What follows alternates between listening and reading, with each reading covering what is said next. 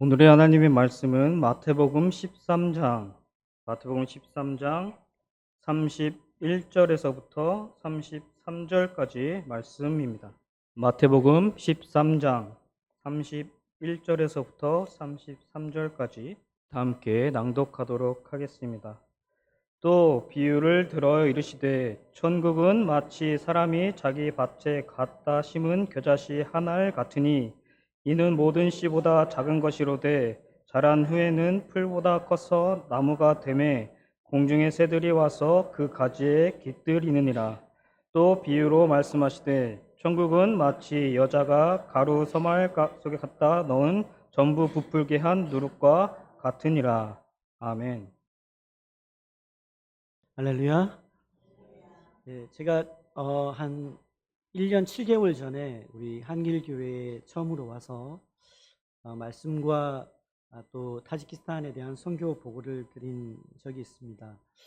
또 한 1년 반 정도 시간이 지나서 다시금 우리 성도님들을 만나 뵙고 주님의 몸된 교회 안에서 하나님의 말씀을 또 선교지의 상황들을 나눌 수 있도록 배려해 주신 우리 목사님과 교회와 그리고 우리 성도님들께 감사를 드립니다. 예수님께서 이 땅에 오신 이유는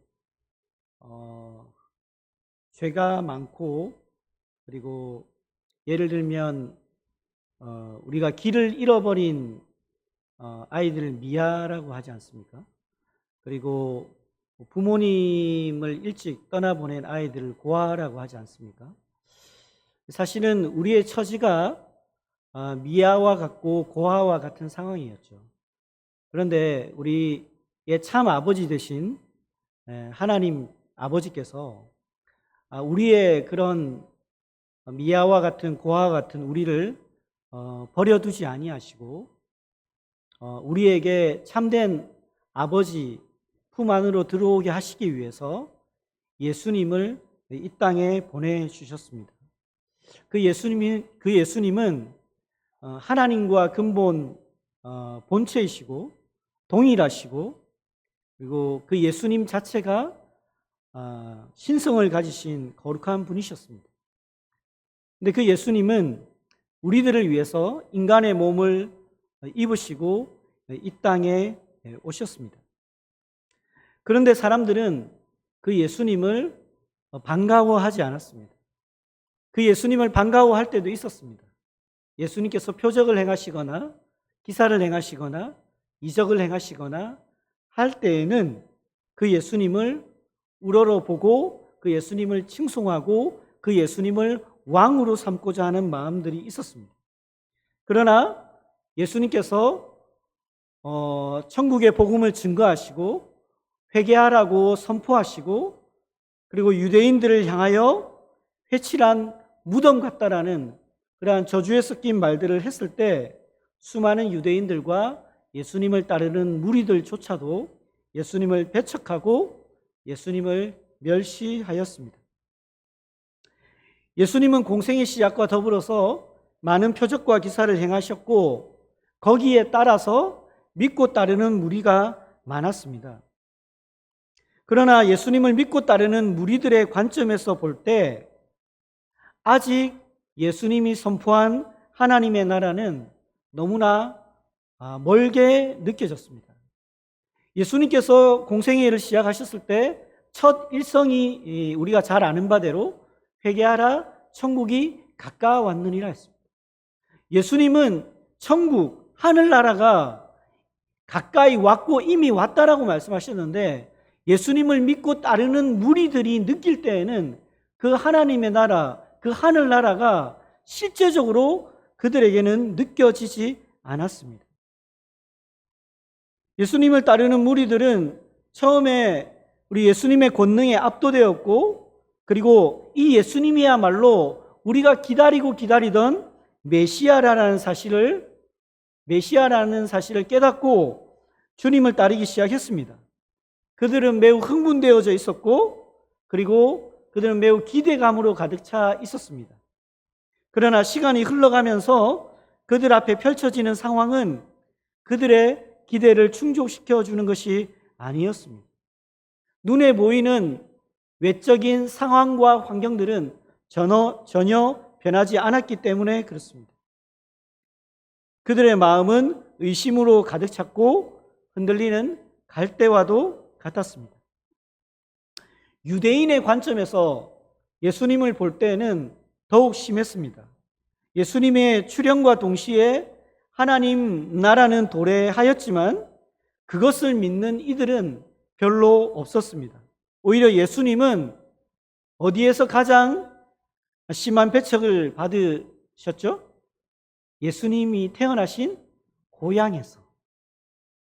고향인 갈릴리에서 심한 배척을 예수님이 자라나셨던 갈릴리에서 가장 심한 배척을 받으셨습니다. 유대인들은 우리 예수님이 행하신 그 권능과 가르침에는 놀랐지만 그 예수님을 믿는 믿음은 없었습니다. 이렇듯이 예수님은 이 땅에 죄인된 우리 고아와 미아와 같이 부모를 잃고 어디로 갈지 몰라서 방황하고 결국에는 어둠 속에 빠져서 절망의 구렁텅이에서 멸망할 수밖에 없는 우리들을 위해서 하나님의 본체이신 그분이 인간의 몸을 입고 거룩하신 그분이 누추한 곳에 임하셨지만 그 예수님을 대하는 사람들의 태도는 그 예수님의 주님 되심을, 그 예수님의 거룩하심을, 그리고 그 예수님의 우리들을 위한 구원자 되심을 인정하지 않았습니다. 사실 오늘 우리가 읽은 이 마태복음 13장 31절로 33절 이 본문 이 말씀이 우리에게 주는 메시지는 여기에 다 있습니다. 바로 예수님을 믿는다라고 하지만 예수님께서 이 땅에 오심으로 말미암아 하나님의 나라가 이미 시작되었고 도래하였고 임하였다라고 하지만 우리의 현실 속에서 숱한 의심 가운데 주님을 그리고 하나님의 나라를 그리고 하나님의 이루실 그 완성될 하나님의 나라 그리고 우리에게 약속하신 그 하나님의 나라를 믿음이 아닌 의심의 눈초리로 바라보고 있는 우리에게 대한 그리고 예수님 당시에 예수님을 따르던 무리들과 제자들을 향한 메시지인 것입니다. 오늘 우리가 살고 있는 이 시대의 현실을 보아도 우리는 수많은 의심 가운데 빠질 수밖에 없습니다. 기독교 왕국을 이루었고 그리고 우리 개신교가 시작되었던 그 유럽의 상황은 이미 한 5, 60년 전부터 유럽은 선교지가 되었습니다.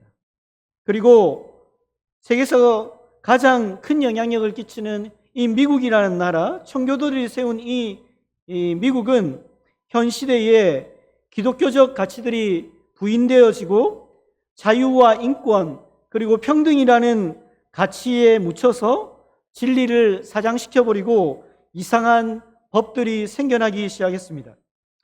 우리 한국교회는 어떻습니까?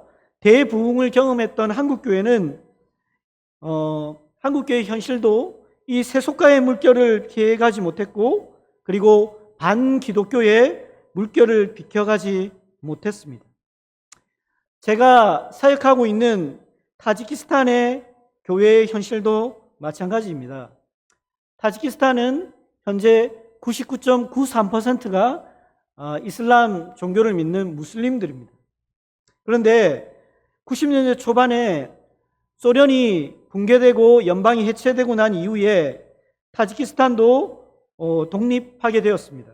한때 우리 한국 초기 선교사님들과 그리고 서양 선교사들에 의해서 타지키스탄 안에 약 80여 개의 교회가 등록되어졌고 그리고 50여 개의 지교회들이 생겨나기 시작했습니다. 1990년대 내전을 틈타 가난해진 사람들의 마음에 복음이 들어가기 시작했습니다. 심지어 어느 교회에는 주일에 1000명이 넘는 사람이 몰려들기까지 했습니다. 물론 그들이 다 믿음으로 몰려든 건 아니고 뭔가를 또 얻어먹기 위해서 또 뭔가 갈급한 마음에 그렇게 몰려오기 시작했습니다. 그러나 지금은 2000년대 초반부터 교회가 정식적으로 등록되지 못하고 있는 실정이고 인구 1050만 명 중에서 앞서 말씀드린 것처럼 절대 다수가 무슬림입니다. 우리 개신교 교인 수는 아주 높게 숫자를 잡아도 약 7,000명에 그치고 있습니다. 퍼센테이지로 따지면 0.06%입니다.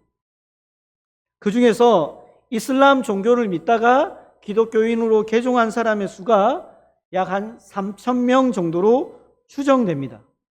그리고 그 7,000명이 타지키스탄에 다 살고 있느냐? 여전히 타직교회에서 길러내었던 수많은 청년들, 그리고 수많은 교회의 리더들, 수많은 목회자들은 경제적인 어려움을 토로하면서 러시아와 동유럽 등으로 떠나고 있는 실정입니다. 그리고 이미 제가 알고 있는, 제가 교제하고 함께 사역했던 수많은 가정교회 리더들도 자기 자녀들의 살 길을 찾아서 러시아와 타 국가로 이동하여 살고 있습니다. 한국에 입국하기 전에 타직의 젊은 교회 사역자들을 모아놓고 전도 훈련을 4박 5일 동안 했습니다. 그리고 종종 그들과 함께 강의를 하고 그들과 함께 교제를 합니다. 타직교회의 미래를 바라보고 타직교회를 섬기겠노라고 하면서 타직 땅을 떠나지 않고 있는 이 20, 30대의 젊은 타직교회의 리더들 마음속에 그들과 함께 늘 하나님의 나라를 꿈꾸고 주님의 다시 오실 날을 기다리고 또한 타직교회의 부흥을 우리가 놓고 기도하며 살아가지만 정말로 그들의 마음 가운데에 하나님 나라에 대한 완성될 하나님 나라에 대한 그 소망과 꿈과 그리고 그 비전보다 그 마음속에 의심의 눈초리가 더 많이 자리 잡고 있지는 않을까요? 오랫동안 교제한 타직에 등록되어진 교회의 한 목회자가 있습니다. 이 목회자는 얼마 전 아버지가 소천하게 되었습니다. 그 형제들 중에서 유일하게 1990년대에 예수님을 영접하였고 그리고 지금은 타직 교회 안에서 몇 개 되지 않는 타직 교회, 예전에는 80여 개였지만 지금은 약 30여 개 정도 등록되어진 그 교회 안에서 아주 맏형과 같은 든든한 역할을 하는 아주 신실한 사역자입니다. 근데 아버지가 소천했는데 마지막으로 아버지의 손 한번 만져보고 아버지의 뺨에 이렇게 입이라도 맞추고 아버지를 떠나보내고 싶었습니다. 이슬람교의 특성상 사람이 죽으면 24시간 안에 매장하게 되어져 있습니다. 이 목사는 그 소식을 듣자마자 자기의 고향으로 달려갔습니다. 아버지의 손길과 아버지의 얼굴을 바라보며 그 아버지를 안아보고 떠나보내고 싶었습니다. 그러나 대다수의 그의 형제들은 그 목사가 그 아버지의 시신 앞으로 시신이 있는 방으로 들어오는 것조차 금지하였습니다. 그리고 그 집에 출입하는 것조차 금지시켰습니다. 왜냐하면 그 이유는 이슬람교를 배반한 배반자, 배신자였기 때문이었습니다. 그는 형제들에게 불경스러운 존재로 그리고 이슬람교를 배반한 배신자로 그리고 그의 모든 말과 그의 모든 행위와 그의 모든 것들은 이미 더럽혀져 있기 때문에 아버지에 가까이 갈 수 없고 아버지 시신에 손을 댈 수 없다라고 했습니다.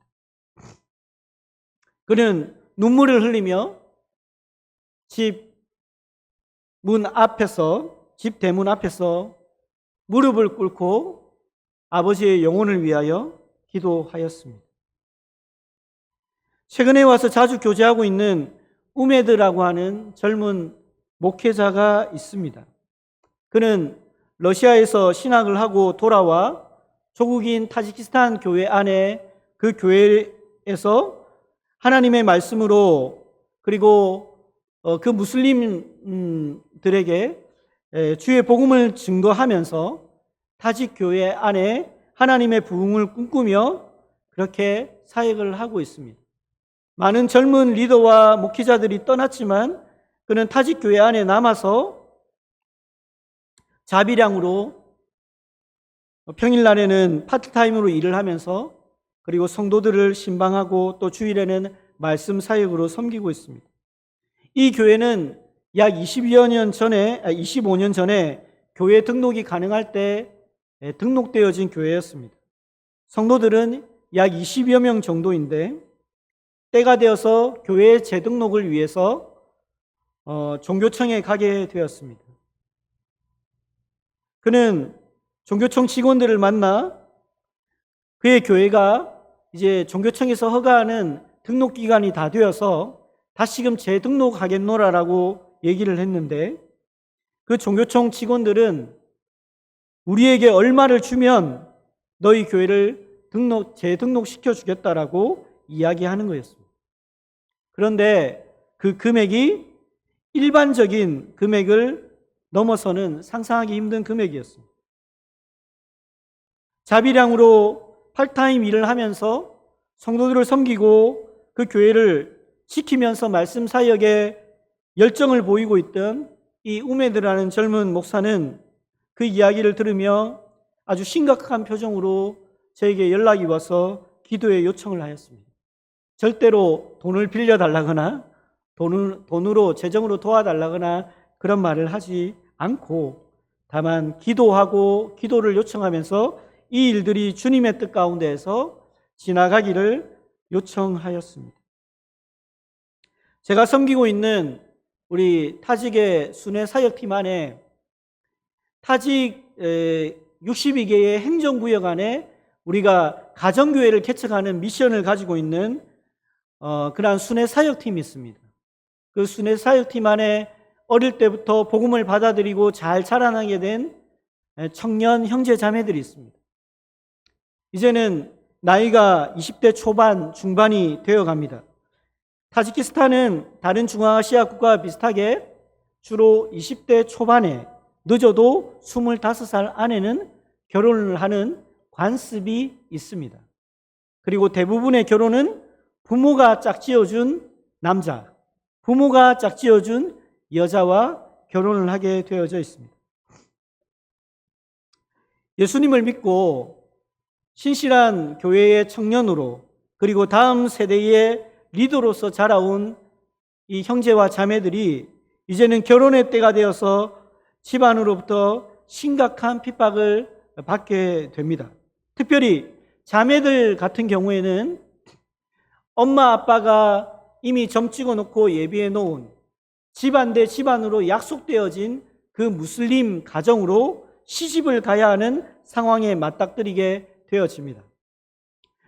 어느 시점이 되면 더 이상 우리 리더들이, 현지인 리더들이, 현지인 목사들이 이 아이들, 이 자매들을 커버해 주거나 보호해 주는 것이 힘든 상황이 오게 되어집니다.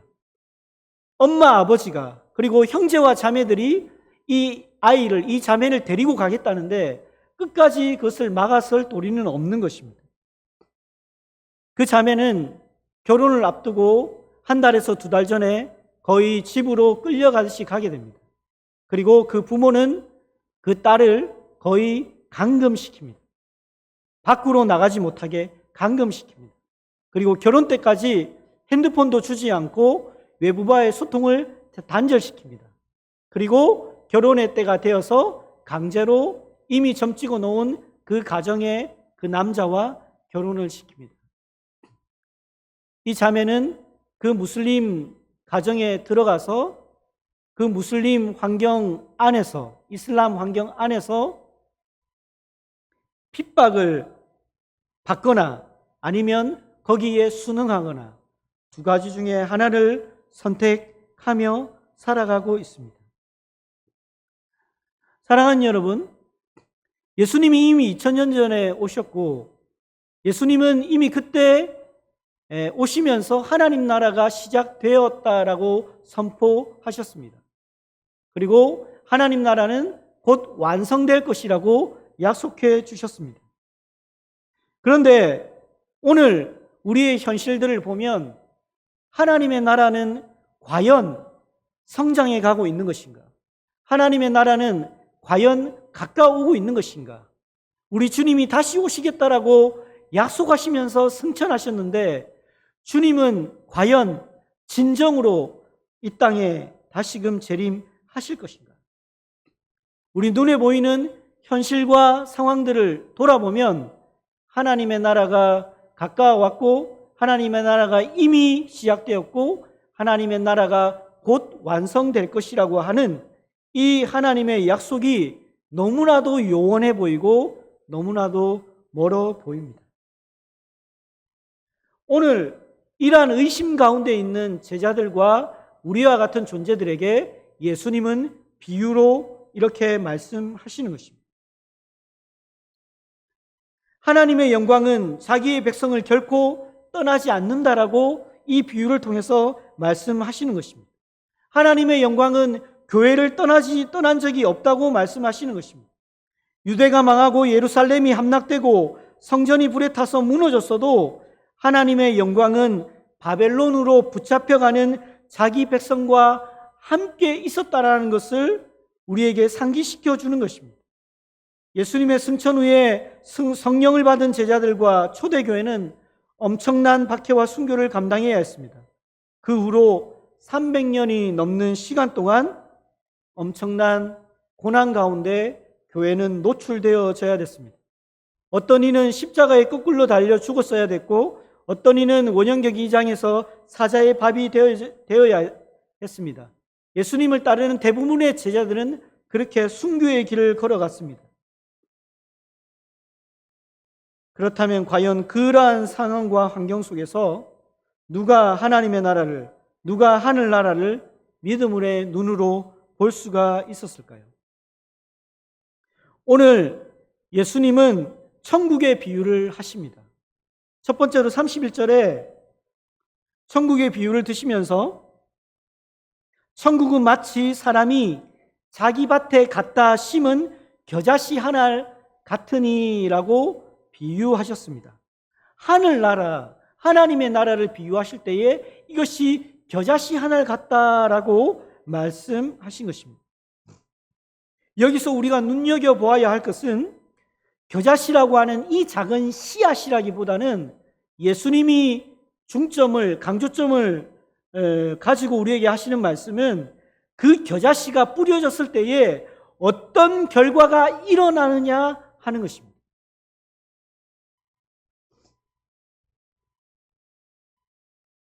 겨자씨는 유대인들이 당시에 어떤 작은 것을 비유할 때 흔히 사용하던 것이었습니다.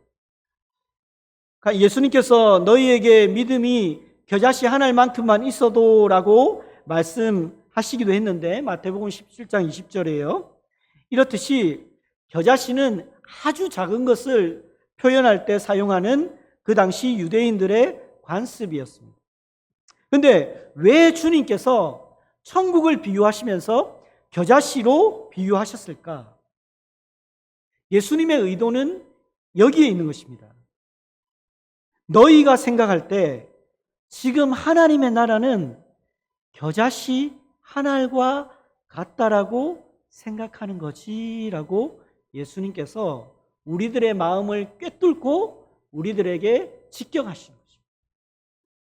눈에 보이는 것은 온통 하나님 나라가 임하고 하나님 나라가 완성되어져 가고 하나님 나라가 성취되어져 가는 것보다는 오히려 주님의 교회가 핍박을 당하고 예수님을 믿으면 오히려 사회적으로 멸시를 당하고 오히려 예수 믿는 것이 어렵고 힘든 그 모든 상황들을 볼 때에 그리고 예수 믿는다고 하더라도 나의 상황과 나의 가정과 나의 자녀들과 나의 부모들과 나의 형편들을 돌아봤을 때 그닥 좋아지거나 그닥 나아지는 것이 없는데 무슨 하나님의 나라가 이 땅 가운데 그리고 나의 삶의 이 환경 가운데 상황 가운데 이루어지고 있는가 의심하는 우리들에게 예수님은 이렇게 말씀하시는 것입니다.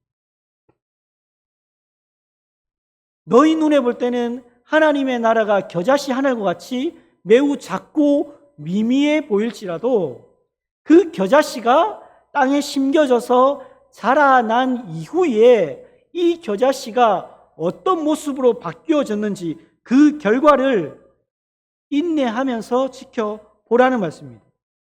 32절에 보면 자란 후에는 풀보다 커서 나무가 되매 공중의 새들이 와서 그 가지에 깃들인다라고 하십니다. 겨자씨는 매우 작은 씨앗으로 시작되어져서 사람들의 눈에 잘 보이지도 않고 감추어져 있는 것과 같고 매우 미미해 보이지만 그 겨자씨가 자라난 후에는 풀보다 커서 나무가 되어서 그 나무에 공중의 새들이 둥지를 틀고 지내는 그러한 나무로 자라게 된다라는 것입니다. 하나님 나라의 비밀이 여기에 있는 것입니다.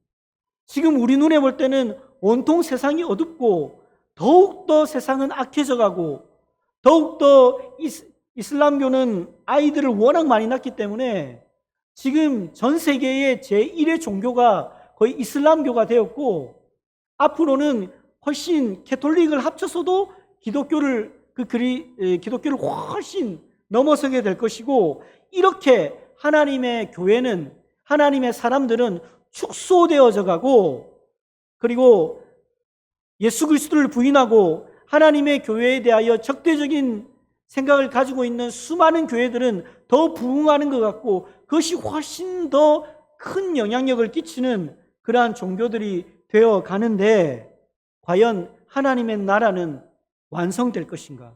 과연 우리 주님은 이 세상에 다시 올 것인가? 라는 우리의 의심을 예수님께서는 깨뜨리시면서 결코 그렇지 않다.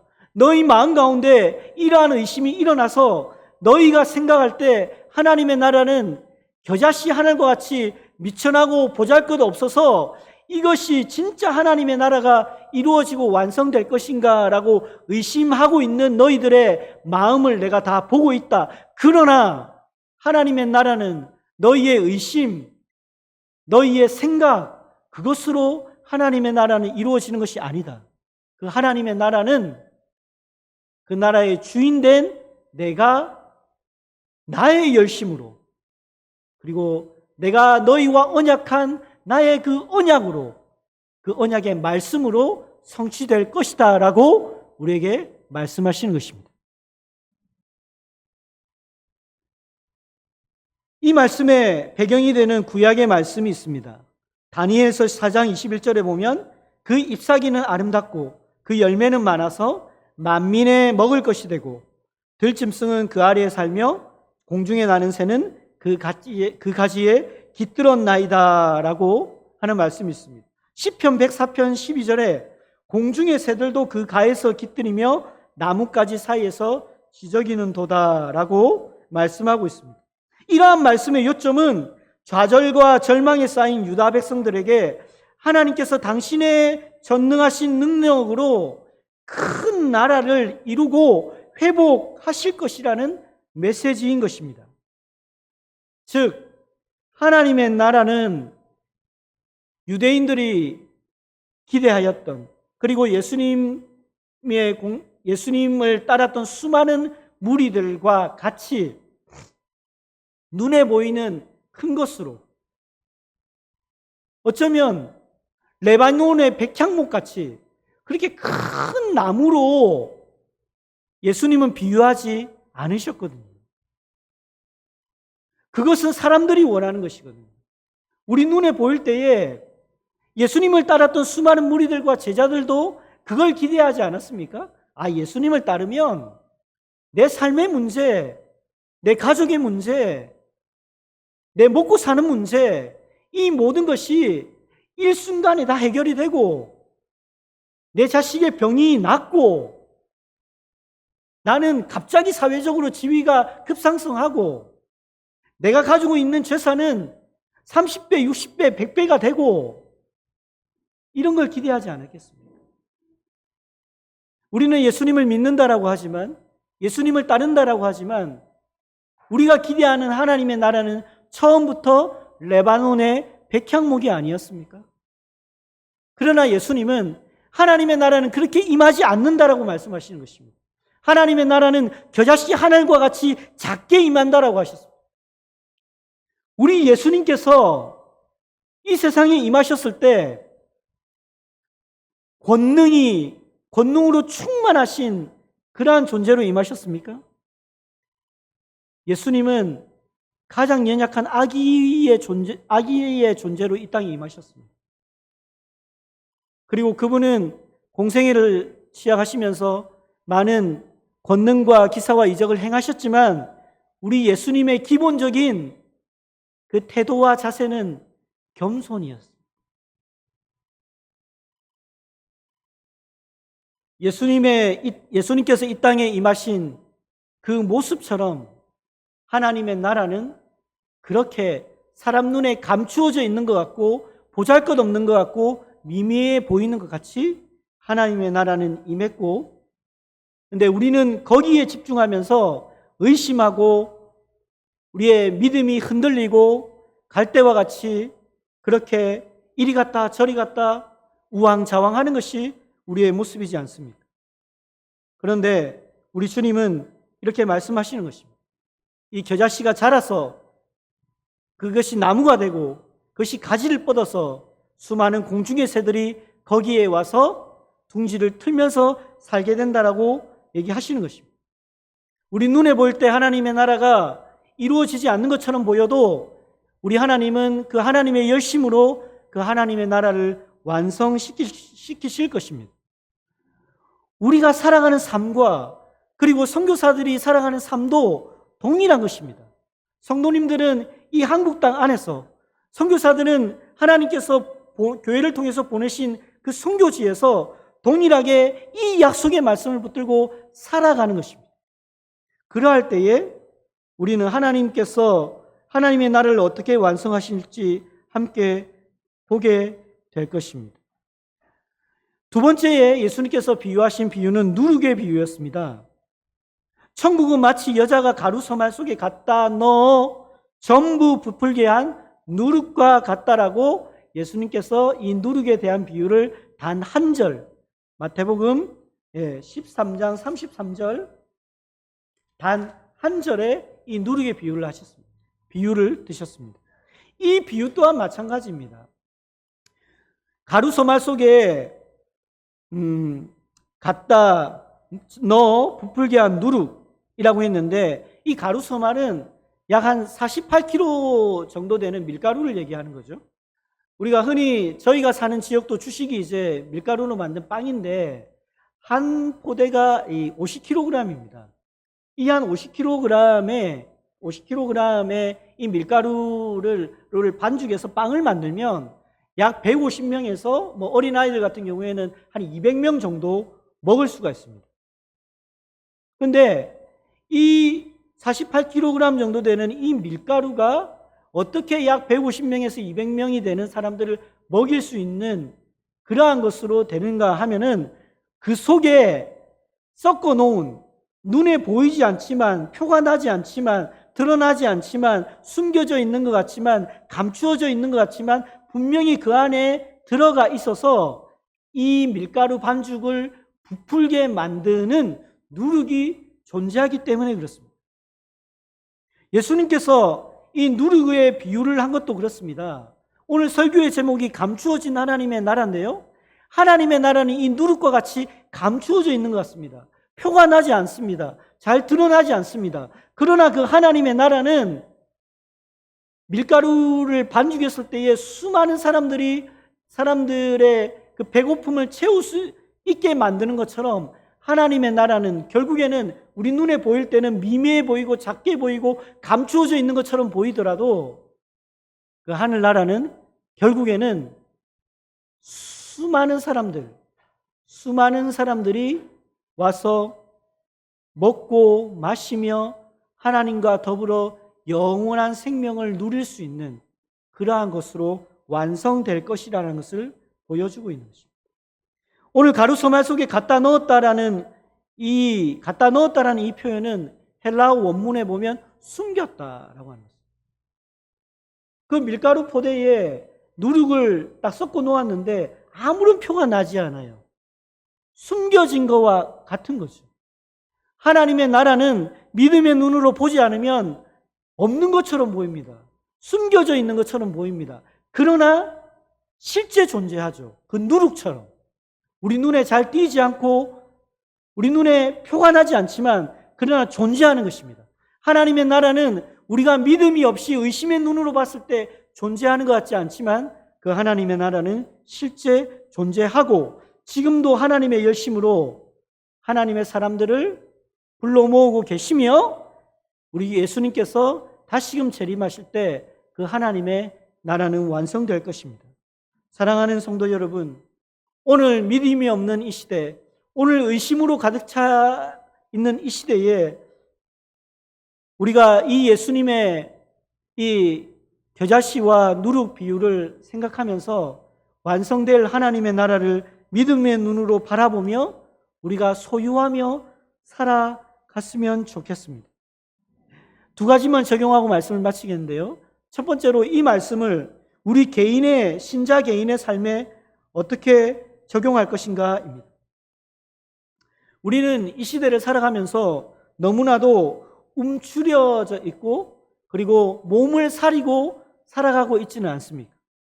우리 믿음의 선배들의 삶, 그리고 우리 한길교회를 설립한 그 믿음의 대선배들의 삶을 보십시오. 그때 우리보다 더 잘 살았습니까? 우리보다 더 형편이 좋았습니까? 결코 그러지 않았습니까? 그러나 오직 믿음으로 살았습니다.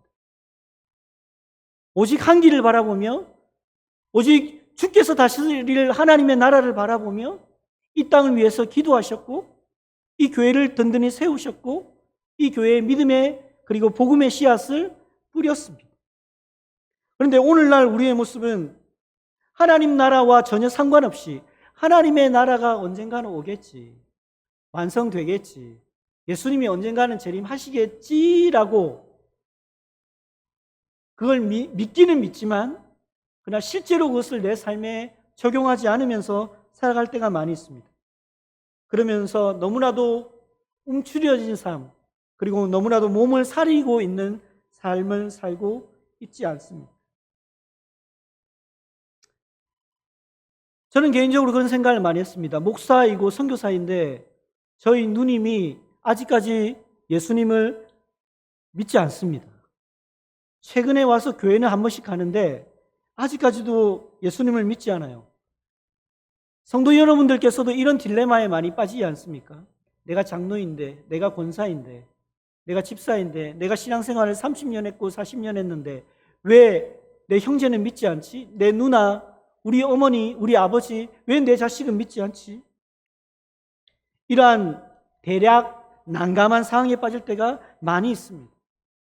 그런데 여러분, 우리가 이러한 상황 속에서도 우리가 믿음의 눈으로 하나님을 바라보고 완성된 하나님의 나라를 바라볼 때에는 바로 우리가 쉬지 않고 아까도 목사님 말씀하셨고 기도하신 권사님도 기도하셨지만 우리가 믿음의 눈으로 계속해서 인내하며 기도해야 되는 것입니다. 우리 눈에 보일 때는 저 사람 안 믿을 것 같아. 저 사람은 정말 그냥 저렇게 살다 죽을 것 같아라고 생각할 수 있겠지만 하나님의 예정하심 가운데 하나님의 섭리와 하나님의 작정하심 가운데 그 영혼은 하나님의 때에 돌아올 것을 믿는 믿음으로 기도해야 되는 것입니다. 선교사가 이슬람 사회에서 저도 13년이 지나고 이제 14년째 접어드는데 매일매일 이것을 붙잡느냐 붙잡지 않느냐의 싸움인 것이죠. 이것을 붙잡지 못하면 오늘 나가서 만나는 모든 무슬림들과 만나는 그 만남이 그냥 절망이고 낙심이고 그냥 힘겹고 그냥 너무 지치는 삶이죠. 근데 하나님께서 내가 만나는 이 사람, 내가 만나는 이 가정, 저는 특별히 개척 사역자로서의 정체성을 가지고 그 파미르 고원에 가서 2000m, 3000m, 4000m 되는 그 고산지 지역에 가서 사람이 얼마 살지 않는 그 지역에 매달 일주일씩 방문하면서 지금 10년 넘게 사역하고 있는데 11년째 사역하는데 하나님께서 22가정을 연결시켜 주시더라고요. 그런데 그 모든 가정이 다 믿느냐? 안 그렇습니다. 안 믿는 가정이 훨씬 많습니다. 그런데 그렇게 예수 믿으라고 복음을 전했는데 그렇게 꺾여지지 않던 어떤 한 남자 무슬림이 생각지도 않게 어느 순간에 복음을 받아들이고 세례를 받게 되었습니다. 누구도 예상하지 않았습니다. 누구보다 완강했고 누구보다 예수 그리스도를 철저하게 부인했습니다. 그러나 하나님의 때에 하나님은 그 영혼을 거두시는 것입니다. 우리가 볼 때에는 그 99.3%의 무슬림들이 있는 속에서 무슨 하나님의 나라가 완성돼? 무슨 하나님의 나라가 임해? 그 중에서 한 명 회심했다고 그 사회가 뭐가 변하겠어? 그 나라가 무슨 하나님 앞으로 돌아오겠어라고 의심하지만 빌립보서 1장 6절의 말씀처럼 너희 안에서 착한 일을 시작하신 이가 그리스도 예수의 날까지 이루실 줄을 우리는 확신하노라. 아멘. 이것이 우리의 삶 속에서 성도님들의 삶 속에서 이루어지실 줄 믿으시기 바랍니다.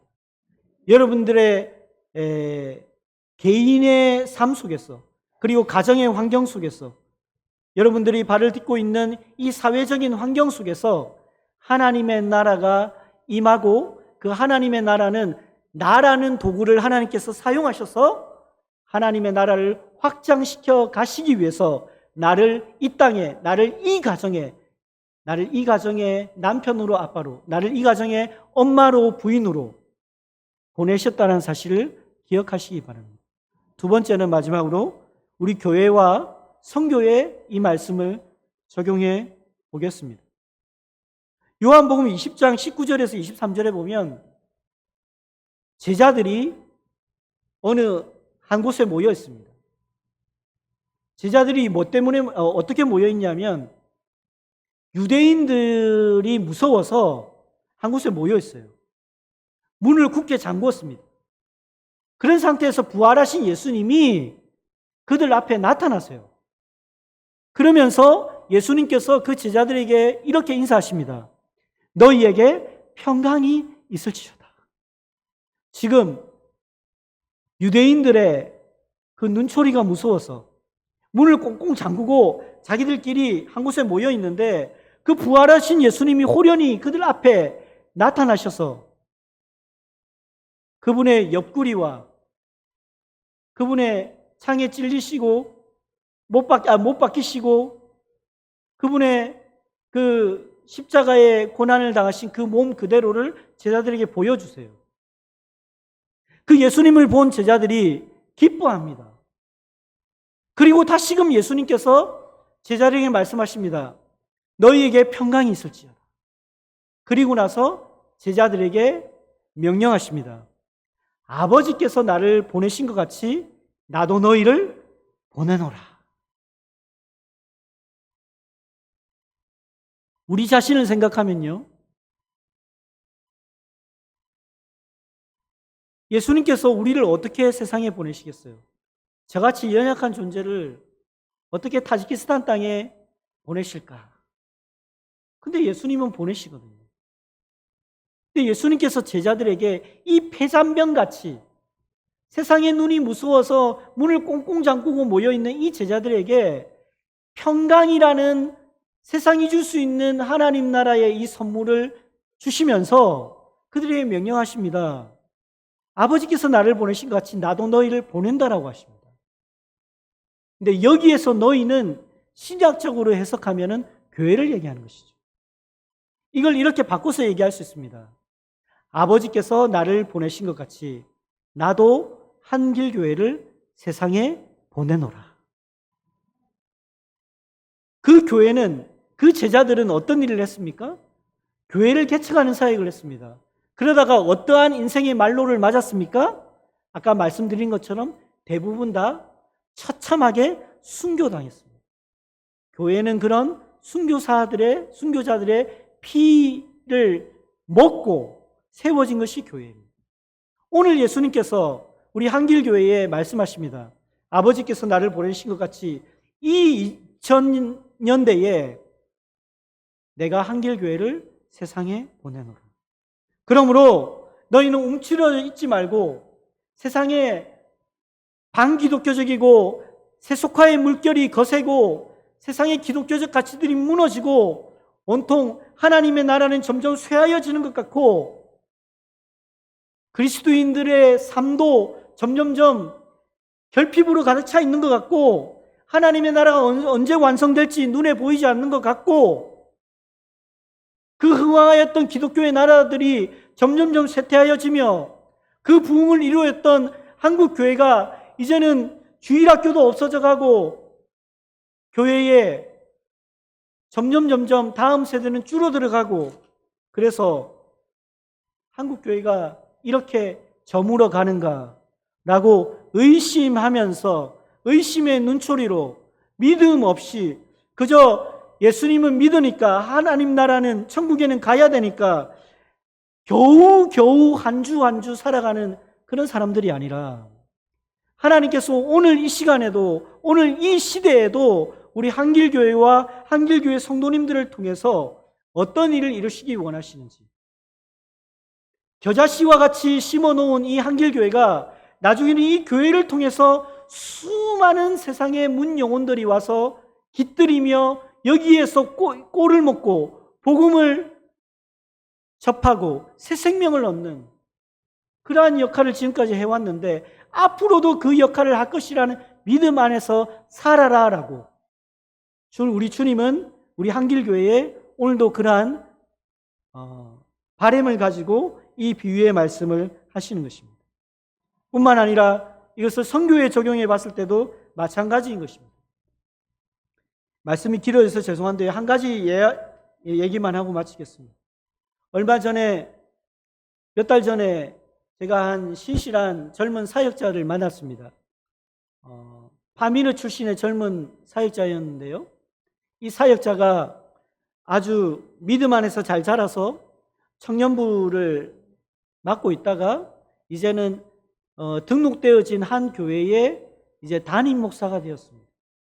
아까도 말씀드린 것처럼 타지에게는 등록되어진 교회가 몇 개 되지 않아요. 근데 그 형제와 교제하는 가운데 아주 하나님의 놀라운 역사를 제가 보게 되었습니다. 이 친구는 이제 나이가 30살밖에 되지 않았습니다.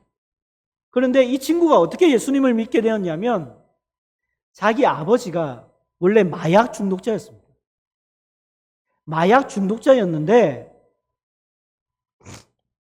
자기가 청소년 시절에 이 아버지가 한 기독교 목사를 만나게 되었고 그 기독교 목사가 섬기고 있는 마약 중독자 재활센터에 들어가게 되었습니다. 그 안에서 복음을 듣게 되었고 그 안에서 회심하게 되었습니다. 그리고 마약을 끊게 되었습니다. 그리고 나서 제자 훈련을 받고 파미르에서 처음으로 가정교회를 개척했습니다. 그 가정교회가 어떤 가정교회냐면 자기 식구들 그리고 자기 여동생 2명과 함께 가정교회를 개척한 거예요. 그 마약 중독자의 아들이 조금 전에 제가 말씀드렸던 그 교회의 담임이 되었다라는 그 젊은 목사였던 거예요. 13년 전에 타지키스탄에 처음 갔을 때 현지어도 잘 못하고 하던 시기가 있었습니다. 그때 잠깐 제가 마약 중독자를 섬기고 있다는 그 한 목사님을 만나게 되었고 그 목사님과 한 2년 정도 같이 동역을 하게 되었습니다. 그 안에서 만났던 마약 중독자들이 있었습니다. 그런데 알고 보니까 그 회심하여 파미르에서 처음으로 가정교회를 개척했다는 그 신자가 제가 그때 만났던 그 사람이었던 것이죠. 저는 정말 뭐 할 줄 아는 게 없었기 때문에 그저 그냥 하나님께서 섬기는 마음을 주셔서 함께 그 현지인 목사님과 같이 섬기면서 그 마약 중독자들을 케어하고 그렇게 길지 않은 시간 동안 그렇게 했는데, 하나님께서는 그 안에서 파미르 최초의 가정교회 지도자를 키우셨고 그 가정을 복음으로 변화시킴으로 말미암아서 그 가정 안에서 타직교회의 앞으로 다음 세대, 차세대 목회자가 세워지는 놀라운 역사를 일으켜 주셨다는 것입니다. 때로는 이 이슬람 사회 안에서 선교하면서 절망하고 낙심할 때가 많이 있습니다. 이걸 계속 해야 되나라는 생각이 많이 듭니다. 투입 대비 가져오는 열매들이 너무 작습니다. 그럼에도 불구하고 포기하지 않고 이 일을 해야 되는 이유가 바로 여기에 있는 것 같습니다. 예수님께서 가져오신 하나님 나라는, 하늘나라는 하늘의 군대를 동원해서 거창하게 시작된 것이 아니었습니다. 당시의 눈에는 보잘것없이 보이는 제자들과 함께 시작되었습니다. 오늘 우리의 눈에 보이는 하나님의 나라로 마찬가지입니다. 우리 자신을 생각할 때, 우리 교회만 생각할 때, 우리 한국교회의 현실만을 생각할 때는 하나님의 나라는 거대하게 성장하는 것처럼 보이지 않습니다. 그러나 우리에게 약속하신 하나님 아버지께서는 오늘도 우리 주 예수 그리스도의 능력과 권세를 우리의 교회에 허락하셔서, 우리 교회에 부어주셔서 이 한국교회를 통하여서, 그리고 한길교회를 통하여서 하나님 나라가 완성되어지는 것을, 그리고 예수님께서 이 땅에 다시 오게 되시는 것을 보게 될 때까지 주님의 명령을 따라, 주님의 사명을 따라 그렇게 충성되이 하나님께서 맡겨주신 일을 행하라고 명령하고 계십니다. 겨자씨와 같이, 그리고 눈에 보이지 않는 누룩과 같이 하나님 나라가 미미하게 보이는 것 같아도 우리 하나님의 나라는 완성될 것입니다. 그것을 결코 잊어버리지 않고 의심의 눈초리를 지워버리고 믿음의 눈으로 다가올 완성될 하나님의 나라를 바라보며 붙잡고 살아가는 우리 모두가 되기를 주님의 이름으로 축원합니다. 존귀하신 하나님 감사합니다.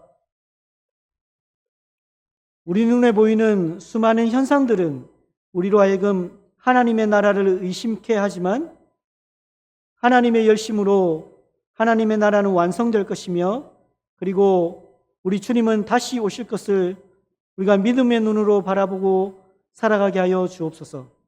이 시대에 한길교회를 통하여 하나님의 공의와 하나님의 뜻이 이루어질 수 있도록 우리 한길교회와 하나님의 성도들을 사용하여 주옵소서. 감사드리며 예수님의 이름으로 기도합니다. 하늘에 계신 우리 아버지, 아버지의 이름을 거룩하게 하시며 아버지의 나라가 오게 하시며 아버지의 뜻이 하늘에서 이루어진 것 같이 땅에서도 이루어지게 하소서. 오늘 우리에게 일용할 양식을 주시고 우리가 우리에게 잘못한 사람을 용서하여 준 것 같이 우리 죄를 용서하여 주시고 우리를 시험에 빠지지 않게 하시고 악에서 구하소서. 나라와 권능과 영광이 영원히 아버지의 것입니다. 아멘.